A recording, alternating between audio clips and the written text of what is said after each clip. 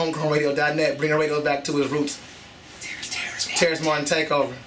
Just edit that, man. That's fly. It's a boing boing. So how did jazz get introduced in your life? Well, because one thing I said earlier, hip hop, Easy really pushed the button on making me want to do music. But since birth, my parents have been, even in the womb, my mom played John Coltrane and Love Supreme. Okay. So it's like, when children, when you have children, when you bear children, when women bear children, children are like magnets. Mm.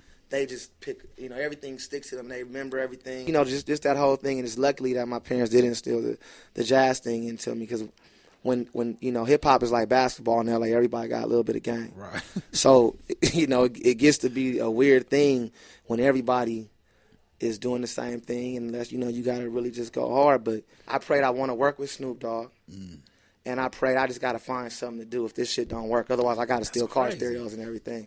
And the next year, God delivered the saxophone into my life.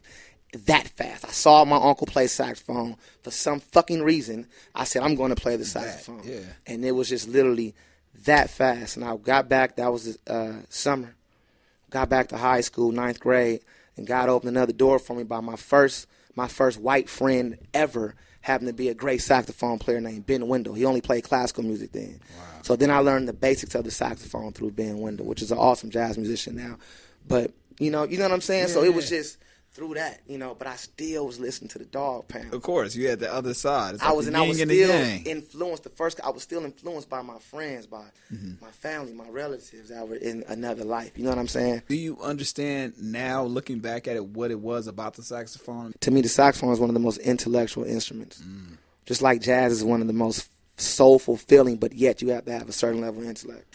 This is Jazz 101. If you're somebody that's totally, not into that type of music, what do you feel like is the best introduction record to jazz that you have to hear? You know what I'm saying? If you're not from that world, that's the best introduction. Miles Davis, Kind of Blue.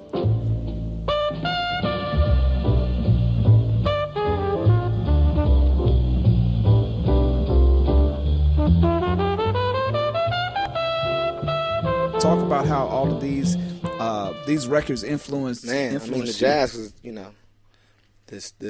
the sense of harmony and like the swing. But then Teddy Riley is really, really about 65% of my makeup with music. Word. Because Teddy was the soundtrack to the era that my family and a lot of black families in the urban community was affected by, which is the crack era. Mm.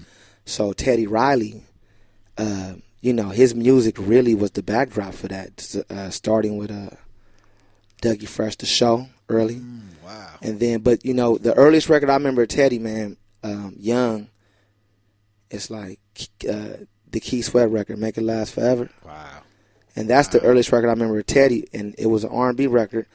They used hella 808, you know what I mean? Yeah. So all of the gangsters, because like I said, I used to want to be a gangster, whatever. Right. So they all would play that record. So I got turned on to those kind of records. You mentioned wanting to work with Snoop, praying to work with Snoop, being able to do that. Same thing with Teddy Riley. What are the questions? What's one of the first questions that you asked these people that you wanted to work with all these years? With Teddy, when I felt like I could ask him a question, the first question I asked him was, when you did the Keith Sweat record and the Guy record, what state of mind was you in? Where was you living at? What was you eating? What equipment did you have? What were you looking at outside? Was you in a relationship? I was more or less trying to figure out what drove him to create such a sound that would inspire me to feed my children and my mom and everybody else I could, whatever. I just wanted to know what inspired him to do that. And he said, man, I was in Harlem, and I was young, just doing music. We wanted to do something different. I met Keith. He talks like this. I met Keith, and then Keith said, yo, Teddy, let's do a record. I said, okay, Keith. So Keith came over. He did the record, and we ended up going platinum fast. And that was that. Yeah, Velvet Nipples, man. Fucking nipples. Amazing. Hello. And then some